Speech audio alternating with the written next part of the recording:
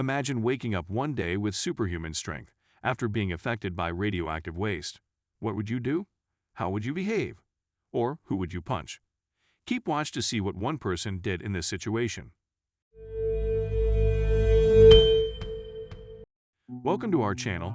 Today we will be talking about a 2015 Italian superhero action film called They Call Me Jeeg. Enzo is a thief who lives in Rome's slum. At the beginning of the movie, he is seen running away from the police after stealing an expensive watch. He tried to hide in an abandoned crane, but the cops catch him. He jumps into the river as a final option to avoid being captured. He climbs on a barrel underwater while trying to get back on the crane. Unfortunately for Enzo, the barrel cracks and he is blasted by the radioactive waste within. He gets up and hurries back home, completely unaware of the risks he has just been exposed to. He coughs up black stuff often during the bus ride home, and he can hardly move his head. He doesn't get any better at night, vomiting a mysterious liquid and coughing uncontrollably. When he wakes up the next morning, he feels a lot better, so he walks next door to his gang member next-door neighbor, Sergio, to sell the watch. Sergio works for Fabio, also known as the Gypsy, a gangster. They talk about how they're going to get the drugs from a pair of drug mule brothers. As they discuss, a man brings Fabio a new phone that is a different color from the one he requested, and the gangster beats the man to death because of the minor mistake. Later, Sergio runs into Enzo and pays €100 for the stolen watch. Enzo is going to leave after the transaction, but Sergio has other ideas. He asks Enzo to accompany him on a journey to get the narcotics, and despite the fact that it is a dangerous task, Enzo agrees to do it for money. They go to Sergio's house to get the items they need for the trade. For the first time, Enzo sees Sergio's daughter Alicia and is surprised by her behavior. She has a collection of childish drawings. She tells Enzo about the Steel Jig anime and seems to actually believe that one day the character Jig will come to save her.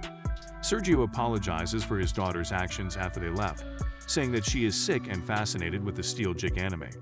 She has always been a unique child, but after her mother's death, she has become increasingly detached from reality. Outside an airport, the two pick up the drug mule brothers and transport them to an under-construction building. The mission is simple: remove the drug packets from the boys' bodies.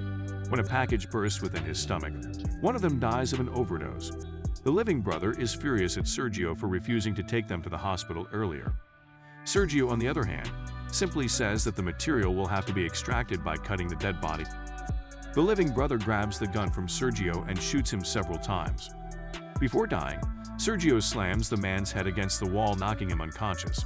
The man shoots Enzo with his last breath, causing him to fall from the 10th story to the cement floor below.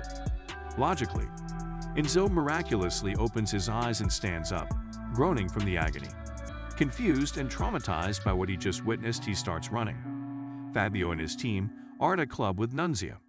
She is a terrorist and the leader of the Caroma clan, one of Rome's most powerful drug dealers. Fabio was planning to sell the drugs that Sergio brought to Nunzia, but now that both Sergio and the drug mule had died, he finds it difficult to respond to her. For the time being, he tells her that the deal went great, knowing well enough that if she finds out the truth, he will be dead. Meanwhile, Enzo is on his way home when he is stopped by Alicia. She asks about her father, but he ignores her. When she continues to beat on his door, Enzo becomes angry and punches a hole in it. He tries moving the furniture around and is shocked when he does it with no effort. Later that night, he grabs an entire ATM using his newfound strength to break it. When he returns home, he spends the money on food, and in addition to superhuman strength, he appears to have obtained the ability to heal in an instant, as the gunshot wound on his shoulder has totally disappeared. Downstairs, Fabio and his men come looking for Sergio and threaten Alicia to reveal his current location. They didn't know where the deal was going to take place as it came out. As a result, they suspect Sergio has escaped with the drugs and are on a mission to track him down. Fabio puts a knife to her throat and asks her where her father is. Alicia remains silent because she has no idea what is going on, which infuriates him even more. Enzo comes in through the window, wearing a mask and hoodie to hide his face. Fabio and his people realize they can't win, so they run. Enzo and Alicia go to his house in order for her to be safe. Alicia believes he is the superhero Jig from her favorite anime, and that he has finally arrived to save her. The next morning, he asks Alicia if she has any relatives with whom she can stay the night. Enzo does not want to be responsible for her, but Alessia argues that her father is her only relative. He brings her to a residential care home, where she previously stayed while her father was imprisoned because he has nowhere else to take her. She is afraid to let Enzo go, but he promises her that he will return soon. In the meantime, the CCTV camera footage of Enzo stealing the ATMs goes viral on the internet. When Fabio sees it, he recognizes the man as the one they fought in Sergio's apartment.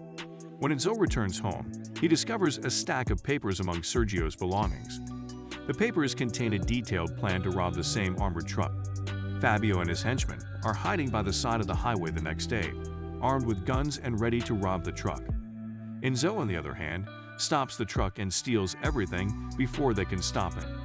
Fabio fires several rounds at him, but Enzo manages to escape before they can stop him. Back at home, the police arrive at Enzo's door, claiming to have discovered Alessia wandering the streets alone, looking for him. Enzo welcomes her inside and chastises her for calling the cops. The girl complains that he didn't come to meet her, and while they're at it, they watch her favorite anime together at night. She demands the next day that he take her to save her father because he is a superhero. Enzo takes her to a closed park, where he uses his strength to move a Ferris wheel so Alessia can ride it. Alessia and Enzo visit a shopping mall in search of a princess gown that she has always desired. After Enzo reveals the truth about her father, Alessia becomes upset and accuses Enzo of allowing her father to die. When the news of the armored robbery reaches the television, Enzo becomes known as the supercriminal. Fabio, jealous of his fame, makes it his mission to achieve superhuman strength like Enzo.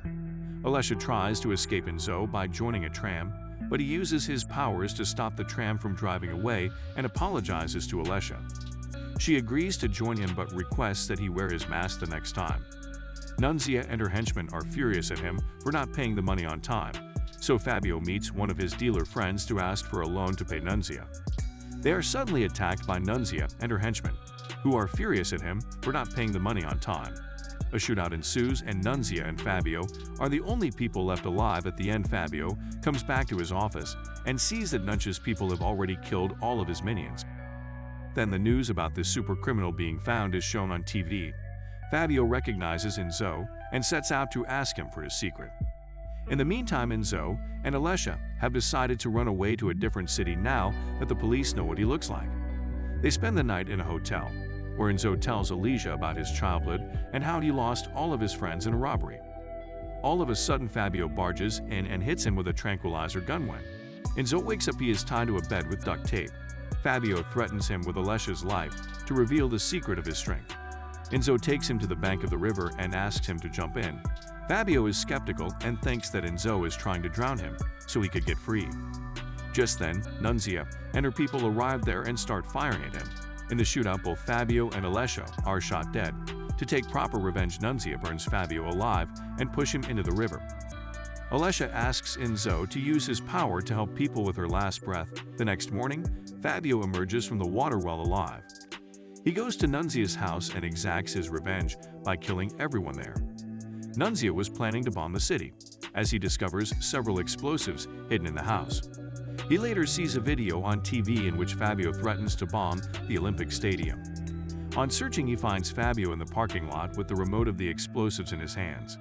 They struggle for a while, after which Fabio runs inside the stadium and gets lost in between the crowd. Moments later, the chase continues outside again. Enzo finally finds the explosive in an ambulance. Unable to defuse it, he takes it with him and runs to the bridge. Fabio finds him over the river Tiber and prevents him from throwing the explosive into the river. In the final showdown, the two fight for control of the bomb only a minute before it explodes. Enzo grabs it at the last possible moment and dives into the river with Fabio. The ensuing explosion kills Fabio as his decapitated head lands on the bridge.